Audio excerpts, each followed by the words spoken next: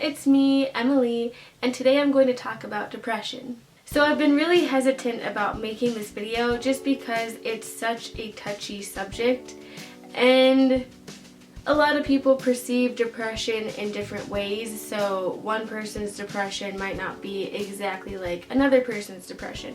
So I'm kind of here today to tell you guys my journey with depression and kind of how I've handled things throughout my life, and what gives me hope and what makes me happy, stuff like that. So I do hope you guys value this video and appreciate it for just being my story of depression and not me categorizing everyone's depression as being the same, because it's not going to be the same. It's always going to be different for every person. I first discovered that I had depression back in high school.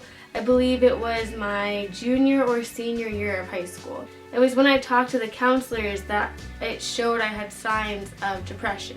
Now, I had been talking to counselors ever since I was in elementary school. I remember leaving my classroom to go speak with my counselor, and she was amazing. She really helped me with all the problems that I had back when I was a kid. I mean, my parents divorced when I was quite young, so I was struggling with going back and forth between my parents' house, and that kind of put a toll on me being so young, dealing with that. So I felt the need to talk to someone at a very young age, and it really did help me. I continued that all the way up until my senior year of high school, talking with counselors.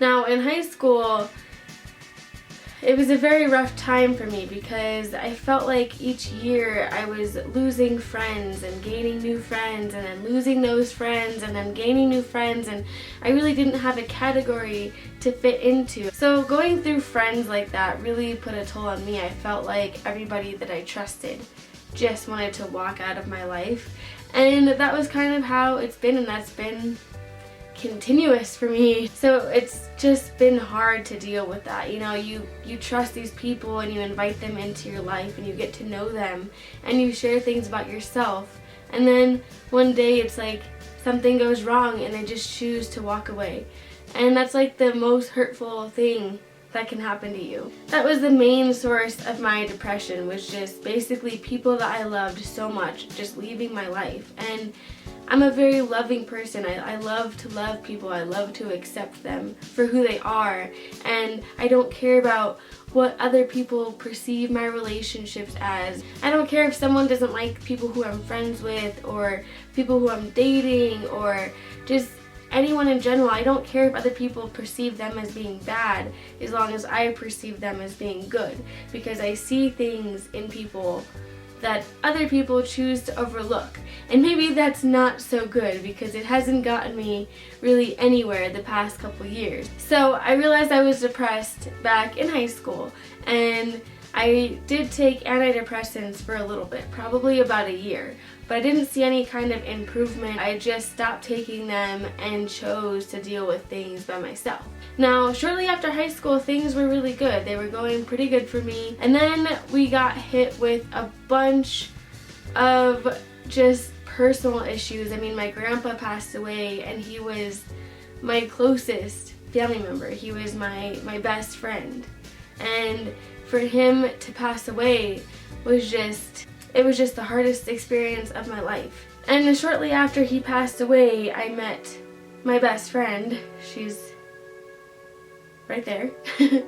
And I mean, I had known her, but that's when I really started to cling on to her, was when my grandpa passed away. So I had her, and then I had also started talking to this guy, and he eventually became my boyfriend. So I had these two people in my life that I could kind of fill the void of my grandpa. I mean, it didn't make the pain go away, but they were people that I could kind of put in place to certain things that my grandpa was there for. Especially my boyfriend. I would really lean on him for emotional support, whether he knew it or not. I thought of him as like my comfort, like my blanket. Whenever I felt down or sad, I knew that I could feel that sadness with him and use him kind of to make myself happy in whatever way that meant.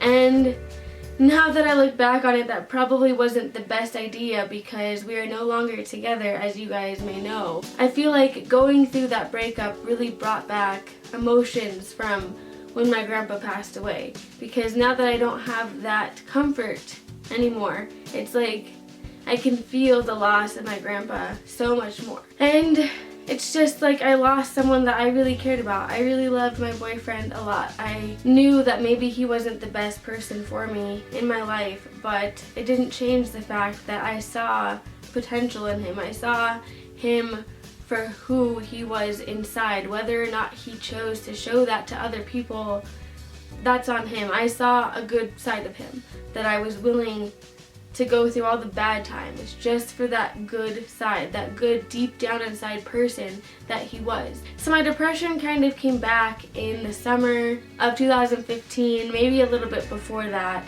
So yeah, there's been a lot of changes, and despite my journey of like weight loss and making myself healthier physically, my mental status is not what it should be. And I do struggle every day with depression, and it's sad because other people perceive me as being so happy and so full of life, which I am.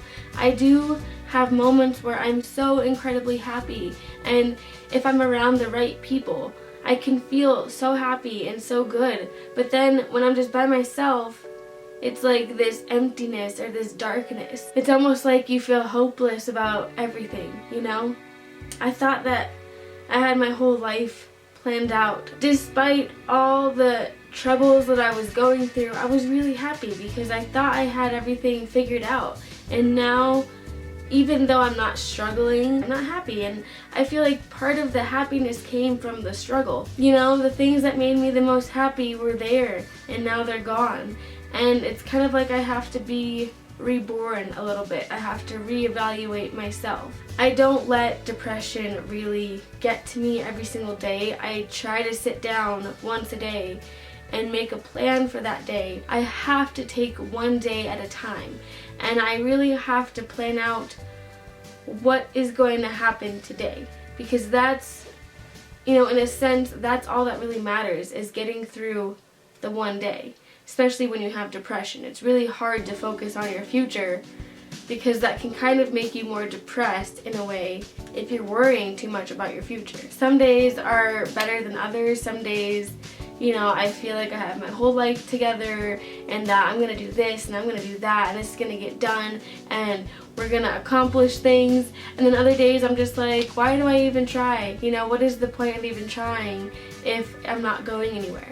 I've really been working on being around people who make me happy and people who I know will take my mind off of certain things. And I don't want you guys to worry. I'm not in any danger to myself or anything like that. It's just, you know, mild depression, and I can tell that it's depression because I've felt this way back in high school. Yeah, this video is kind of random, and I'm sorry about that, but I just want you guys to know that if you are depressed, it's always good to seek help professionally first, just to make sure you are depressed, or, you know, just to kind of talk about your feelings. Anyone who's depressed out there, I just hope that you get better, and I hope that you have people in your life that are there to support you, and I hope you have, you know, fun activities that you can do that'll take your mind off of things.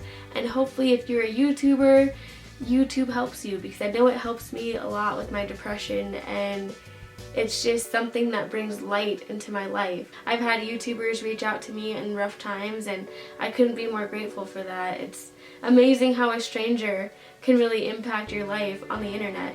So I do appreciate your guys' nice comments. I do hope you guys kind of understood my story a little bit. If you guys have questions or if you want me to update you guys, just let me know in the comments below, and I can definitely do that in another video. But I do thank you guys for watching, and I thank you guys for the support. If you did enjoy the video, please like, comment, and subscribe to my channel if you're not already, and I will see you in the next video.